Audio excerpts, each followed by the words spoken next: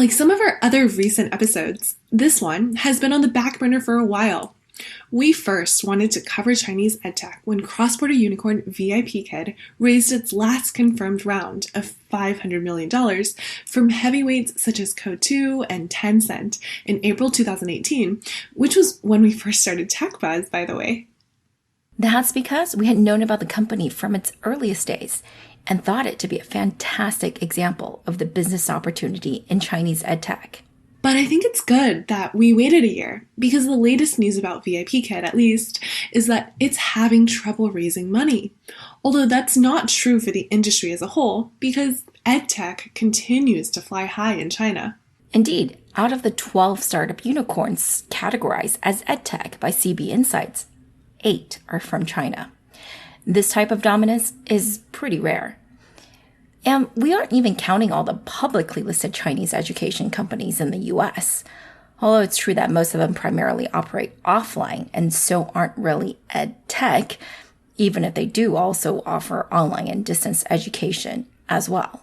Right, but who doesn't these days? In this episode, we are going to focus on one specific company in the EdTech sector, VIPKid, but also K12 English learning EdTech more generally, with an emphasis on the tech. So very little on your education companies with traditional roots, like New Oriental, which is the $15 billion test prep giant from China that's basically twice as big as Pearson. New Oriental should sound familiar to old-time tech buzzers because it's also the original home of Luo Yonghao, the celebrity founder who has come up multiple times in TechBuzz material, most recently 2 episodes ago in our deep dive on e-cigarettes.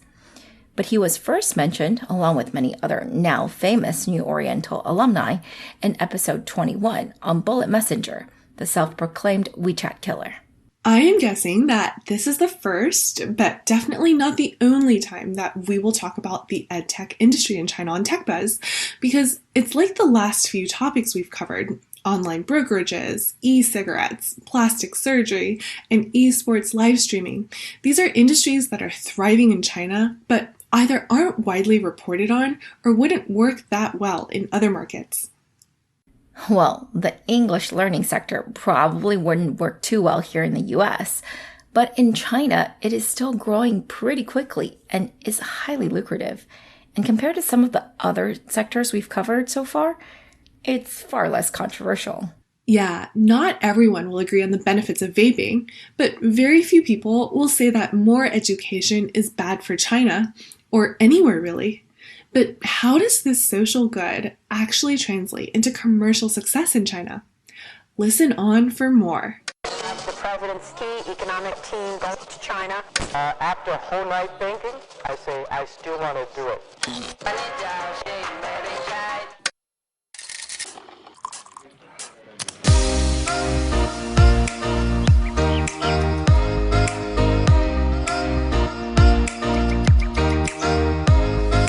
Hi everyone, we are TechBuzz China by Pandaily, powered by the Sinica Podcast Network. We are a bi-weekly podcast focused on giving you a peek into what's buzzing within the tech community in China. We uncover and contextualize unique insights, perspectives, and takeaways on headline tech news that don't always make it into English language coverage, so you can be smarter about the world of China tech. TechBuzz China is a part of pandaily.com, an English language site that tells you everything about China's innovation. I'm one of your 2 co-hosts, Ray Ma, and I will be in China next week. So please do reach out if you're in Beijing or Shanghai and want to chat. And I'm your other co-host, Ying-Ying. We'd like to acknowledge our partners, Deal Street Asia and SupChina, the creator of the Sinica Podcast Network. In addition to TechBuzz, you can also find Sinica, which covers current affairs, Nui Voices and Ta for Ta on women, the business-oriented China Econ Talk, and the Caixin Sinica Business Brief from China's leading business magazine. Speaking of Deal Street Asia, their annual private equity and venture capital conference, the Asia PE VC Summit, is set to take place on the 17th and 18th of September this year. Hear from market leaders and experts and network with the industry's best over 2 days in Singapore. To register, follow the link events.dealstreetasia.com/SG2019. As always, If you enjoy listening to our podcast, please leave us a review on iTunes or whatever other platform you use. We check these weekly, we promise, and we're always looking for feedback. Thanks to Kyron.b for your recent review, and to all of our SoundCloud fans who share our episodes. Oh, and a quick announcement, we're going to be taking July 4th week off, so the next time you hear from us will be in mid-July.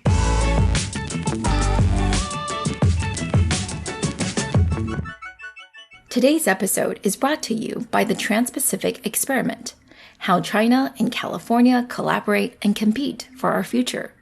A new book out on August 13th by Matt Sheehan, a former journalist in China and current non-resident fellow at the Paulson Institute's think tank, Macro Polo.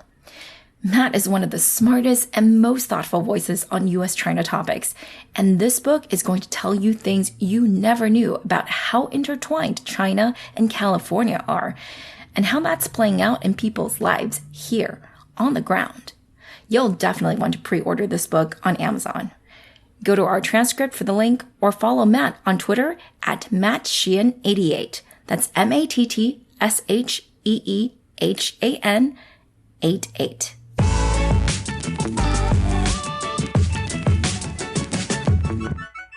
All right, I think that before we really embark on a journey through China's EdTech landscape for English learning, we need to point out some of the major differences between the Chinese and Western education systems. Some of you who are more familiar with China might know most of these already, but just bear with us while we run through some of the most salient and maybe shocking facts for you about education in China. So first things first, you might have heard us mention this already in previous TechBuzz episodes that highlighted consumption downgrade, or the emergence of companies that serve the lower tiered cities in China and their lower income residents. But overall, China is not actually a very educated country. I know. Hard to imagine when there are over 300,000 students from China studying in the U.S. alone every year, making up a third of the entire international student population here and contributing a commensurate percentage of the tuition fees, too. But the truth of it is that while 300,000 people is a lot, it's a drop in the bucket when compared to the 1.4 billion total Chinese citizens who are alive today. To make that more clear, when we count adults of working age, which is 25 to 64 years old, only 10% of Chinese people in this age group went to any kind of college, whereas in the US, that figure is more than a third. You wouldn't know it from some of the headlines that get published, but the US really is significantly more educated than China as a country. The average Chinese person has only had 7.5 years of formal schooling. China is just a much bigger country. But the rate of education attainment is increasing. For Chinese people in their 50s and 60s who came of age when the country was much poorer and going through internal strife, less than 5% got the chance to go to college. For Chinese millennials, almost 20% have college degrees. But that is still much lower than the US average and lags developed countries in general, which means, of course, that there is just going to be a huge growth in general purpose education in China. Yeah, that's the macro background, just so you understand the immensity of the opportunity at hand. But let's get into a few more specific data points. LEK Consulting did a recent spotlight study on the Chinese edtech market and came up with the following conclusions. First of all, the education sector is heavily regulated, so it's not like you can just start launching schools in China. But you can roughly divide it into, K12, which is your primary and secondary, and the post-secondary / vocational or professional education segments. So let's take the largest segment first, which is the K12 test prep, tutoring, and extracurricular activities market, otherwise abbreviated as TTE.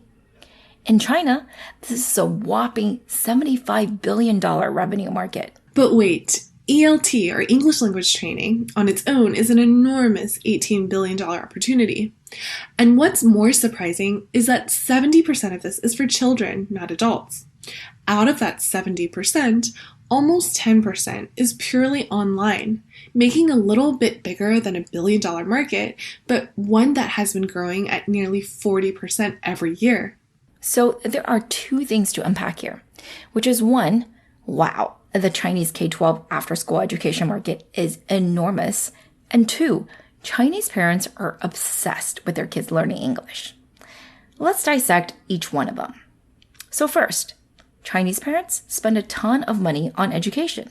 In one large-scale survey by the EdTech media platform JMD, covering a dozen Tier 1 and Tier 2 cities, over 95% of parents spend over $1,500 per year on their children's education outside of school, with almost a third spending between $7 and $15,000, and a full quarter spending over that $15,000. Now recall that a pretty healthy salary in your 30s is something like $40,000 a year, and you can see how big of a sacrifice some of these parents are making for their kids. Yeah, the South China Morning Post had an even larger sticker amount for how much Chinese parents are spending on extracurricular tutoring for their kids. They claimed it was an average of $17,400. I think that they're probably only surveying Tier 1 city residents, though, because that would literally bankrupt families. Compare this to the US, where a recent survey by Capital One showed that, wow, about 20% of families plan to spend more than $2,000 on their child's after-school activities this year, and this was already considered a lot.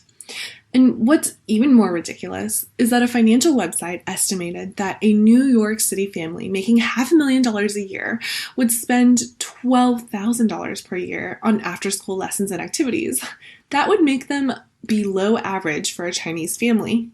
Okay, so maybe these comparisons aren't all apples to apples, but it's the closest we can get. And the point is that there is a magnitude of difference in the willingness of Chinese parents to spend money on their kids' education versus us here in the US. And out of that willingness to spend, about 1/3 of this money went to K12 subject-related tutoring.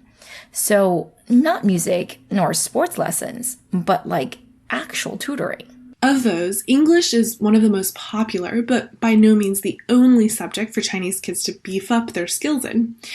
Math is also a huge business in China, especially before the government removed the additional points you accrue in college admissions for math-related achievements.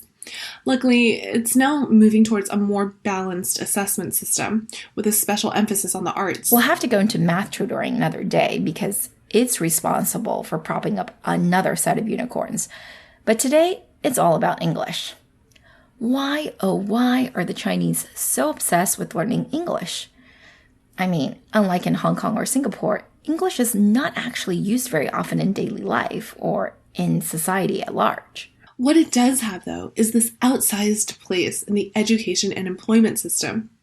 In China, many kids start learning English in kindergarten before they start primary school, and in any case, by grade 3, English classes become mandatory. You then study it throughout college, upon which passing the College English Test, or CET, at a Band 4 or Band 6, which is known simply as 4级 or 6级, is a prerequisite for graduation and for employment. Band 4 requires you to know about 4,500 words, so it's not that hard, and the speaking portion is optional. But still, this explains why, at least amongst the college-educated in China, quite a few people can read and write passably in English, but much fewer can speak it well. If you are an English major, though, you have to take a different and much harder exam to demonstrate proficiency. Now, beyond that compulsory requirement, there's just the fact that many Chinese parents want their kids to study abroad, primarily in English-speaking countries, such as the US. Many of them want their kids to do so because they think the Chinese system is too hard and restrictive and is just generally an unhappy place to be, but most of them know that being bilingual and foreign educated means you get the best employment opportunities back in China. So that is their way to the top. And in China, it is incredibly difficult to rise to the top because there are just so many people.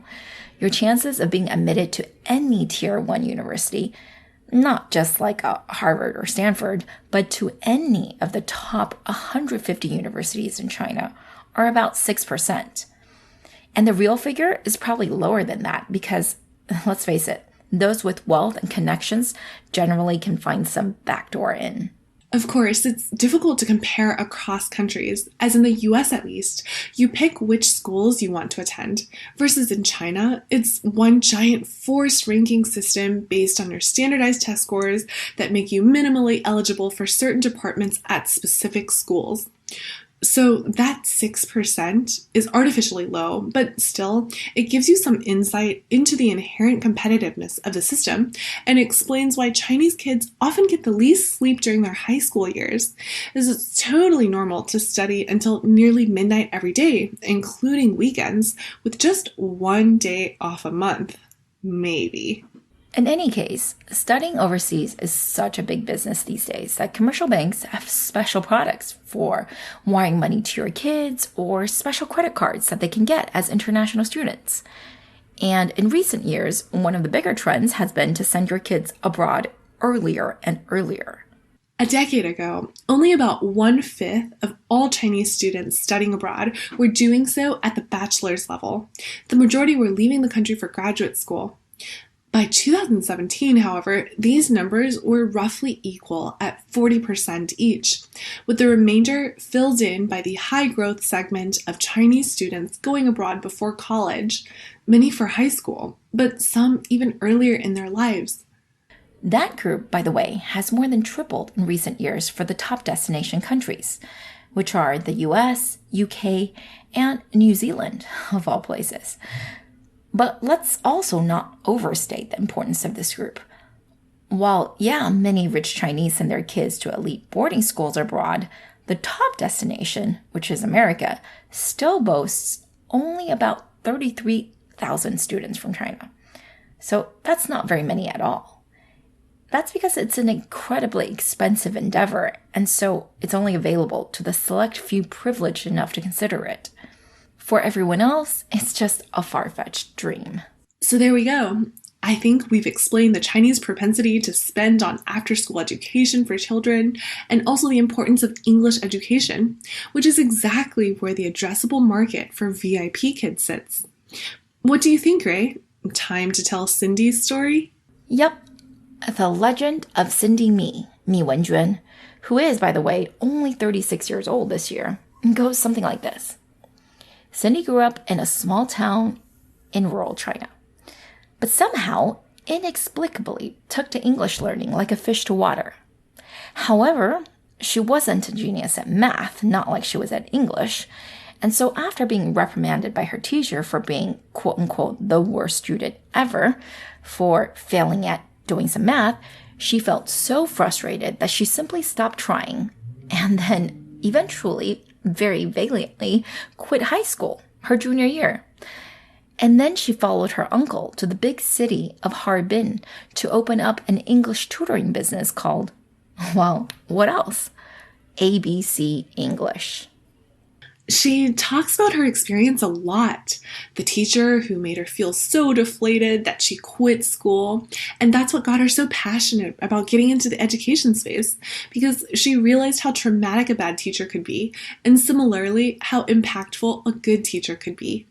And that every kid deserves to be a VIP with a personalized learning experience. Maybe the story is true.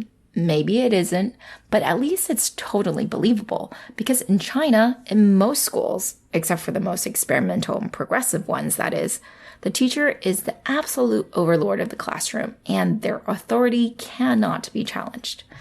And there's a good portion of them, by the way, who take a very militaristic, regimented approach to managing their students. Yeah, we really can't emphasize enough the supreme dominion Chinese teachers have at school.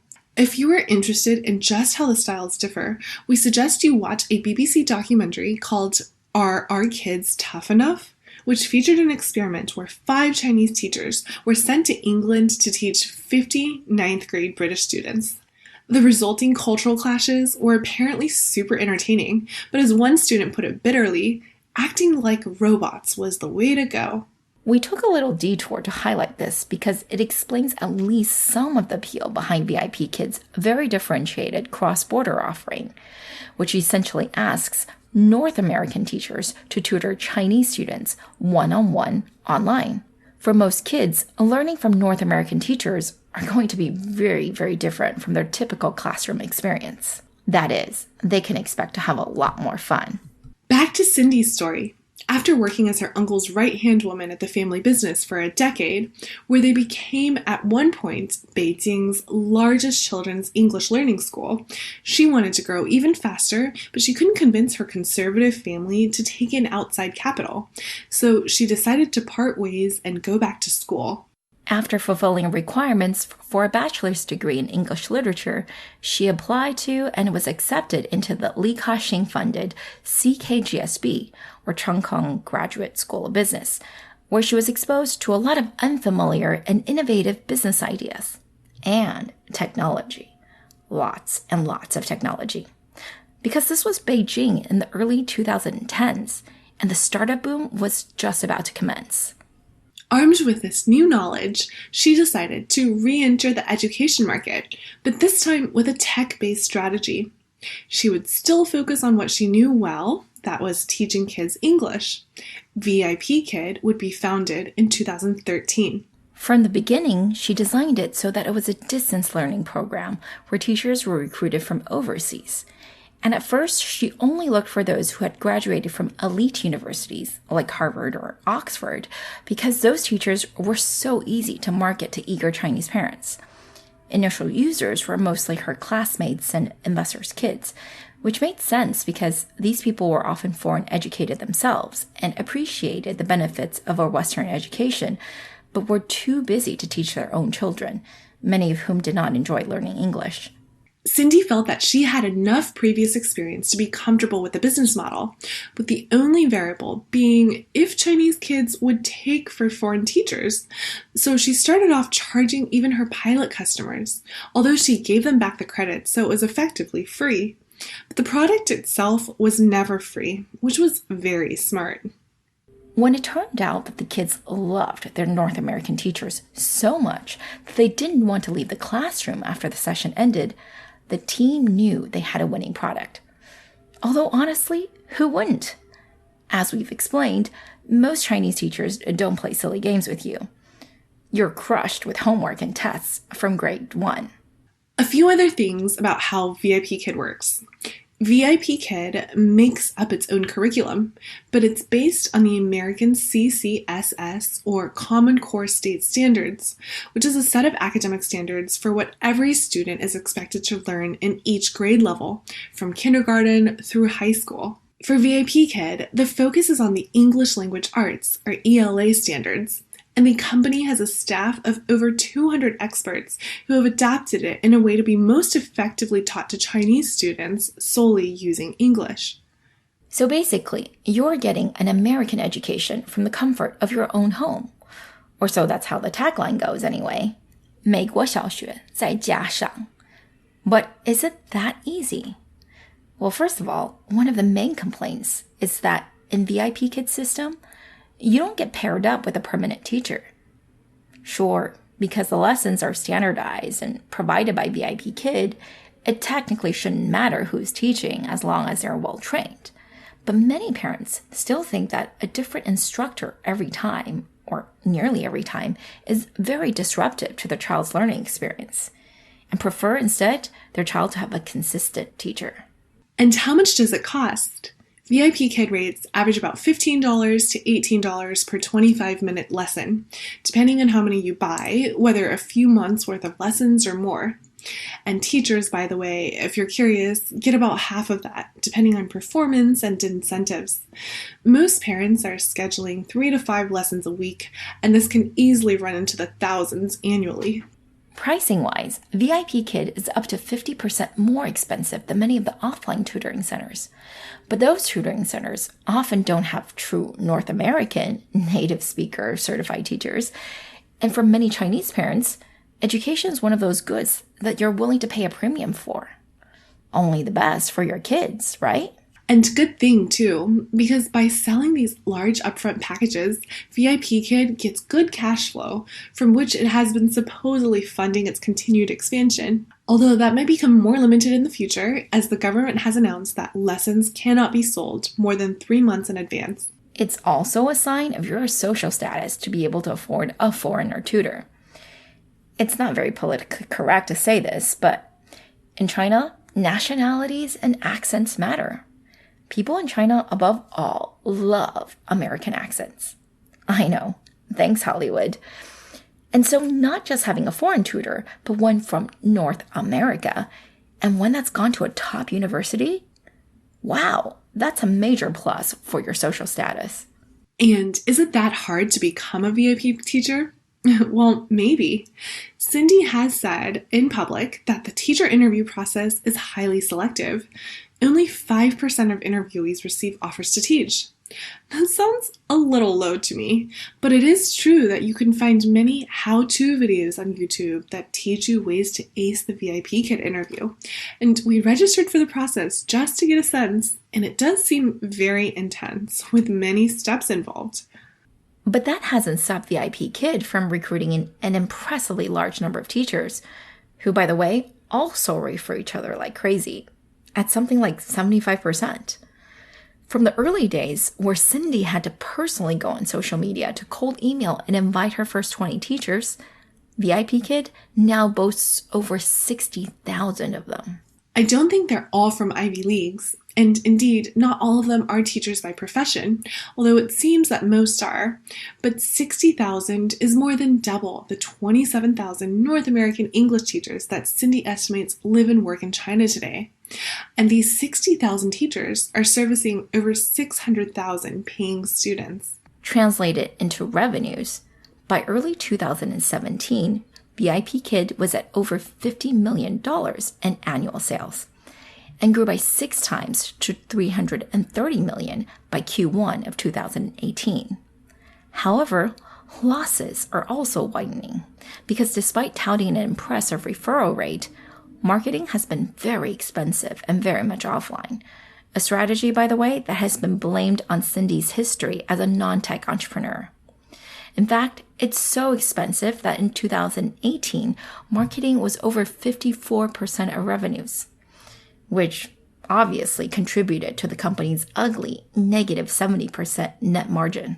So it seems that the 70% customer referral rate VIPKid boasts is not all that astounding, because a Frost & Sullivan research report says that the average referral rate for non-adult English learning in China is at 60 to 70%. And at least as of the beginning of this year, VIPKid said it's not planning to be profitable for a long while. Sure, 600,000 paying students is no joke, but the company estimates that it will only be profitable when it gets to 3 million paying students, meaning it's got to grow another 5 times at least. The company seems confident that it will be able to do so in the next 3 years, though, and so is asking for double its last round valuation with a target of $6 billion. Assuming the company grows at least 100% last year, which it looked like it was on track to do, that's about a 10x revenue multiple for calendar year 2018. That's not terrible, until you consider the fact that it might have lost $1 billion as well, if operationally it hasn't learned to lower marketing costs. So, to no one's surprise, earlier this year, rumors abounded that the company was going bankrupt and was unable to pay for employee benefits, which of course it quickly denied.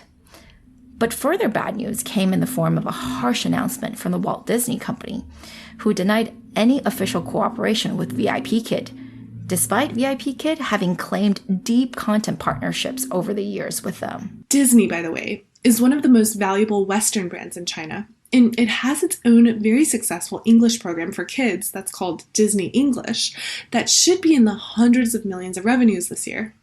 So it kind of makes sense that it wouldn't have established any deep ties with VIPKid, who is ostensibly a competitor. Meanwhile, VIPKid is presumably continuing to fundraise and to expand into further verticals. There's test prep for more advanced students, more collaboration with publishers for branded content, and there's also Mandarin education with, yep, you've guessed it, teachers from China. It's called LingoBus for those of you who might be interested in checking it out for your 5 to 12-year-olds interested in learning Mandarin. The target audience seems to be kids of Chinese descent living abroad. But I don't think you have to be. As an aside, we're super curious if the Chinese learning craze is as intense in your city as it is here in the Bay Area, where every parent wants us to test their kids' Chinese proficiency from attending bilingual immersion schools. Definitely tweet at us if that's the case for you too. It's also putting an effort into data collection and analysis like every other tech company is, and should be doing. But some of the applications sounded a bit strange to me. For example, it adopted facial recognition technology to rate kids on their focus, happiness, and excitement levels during each session so that teachers can better respond to their students and the staff can better adjust the curriculum. It seems kind of invasive, but some parents apparently really like getting a highlight reel of the lesson and a summary of their child's overall behavior, encoded in scores. VIPKid, by the way, has an incredible number of competitors, which we won't go into today, but in terms of scale for its particular type of cross-border instruction, it is by far the largest. And it's also seemed to crack the problem of keeping Western employees happy. While most Chinese companies have abysmal Glassdoor ratings, VIPKid seems to be liked by its part-time army of teachers. It's getting an aggregate score of 4.3. Yeah, again, while VIPKid has fallen off the list of unicorn darlings recently, at least in the minds of Chinese investors and business media, it still seems to have a really good number of teacher fans here in North America. Makes sense. They're the employer, after all. Let's summarize for everyone what we learned today, shall we, Ying-Ying? We learned that China actually ranks pretty low as a country in terms of education attainment. And on a percentage basis, only about 10% of working adults went to college. That's much lower than the 1/3 we see in the US, which creates all sorts of opportunity for K12 and vocational learning. We also learned that Chinese people spend $75 billion per year on K12 test prep, tutoring, and extracurricular activities, and $13 billion on English language learning for children, of which a little less than 10% is being conducted online, with most of the lessons done offline. We also learned that the reason English learning was such a big market is because not only is a basic proficiency in English required to graduate from college and to apply to most knowledge worker jobs, it also fits in nicely with the bigger trend of studying abroad at younger and younger ages, since bilingual returnees often get better jobs than those who've never left China. But maybe mostly, Chinese parents are just more willing to spend on their children's education because the school system is just so competitive. Depending on which survey you look at, the average number of dollars Chinese parents spend seems to be in the 5 digits, whereas the vast majority of American parents are spending just a few $1,000s a year. And in stepped VIPKid's Cindy Me, a spunky female entrepreneur who was a high school dropout that eventually made her way to a premier MBA program in China and got the idea to have North American teachers teach Chinese kids English using a proprietary curriculum. Although it's priced at a premium, the company is now generating at least $500 million of revenue annually and has over 600,000 paying customers. That being said, it's not a given that the company will thrive, despite having raised over $800 million from the likes of Sinovation, Sequoia, Tencent, and K12. The main reason is because its marketing costs remain astronomical. And one thing we haven't discussed is, will rising US-China tensions affect VIPKid's business at all?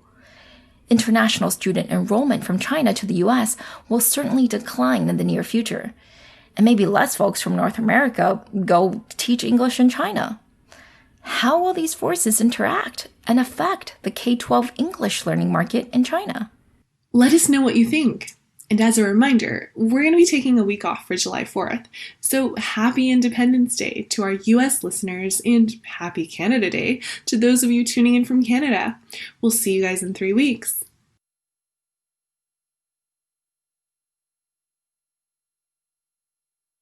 Alright, that's all for this week, folks. Thanks for listening.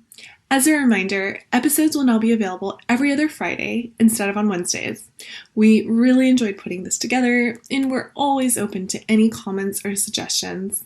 You can find us on Twitter at VPandaily, at TechBuzzChina. My personal Twitter account is spelled Ginyginy. And my Twitter is spelled Ruima. TechBuzz China by Pandaily is powered by the Sinica Podcast Network. Pandaily.com is an English language site that tells you everything about China's innovation. Our producers are Sha Wan and Kaiser Guo. Thank you for listening.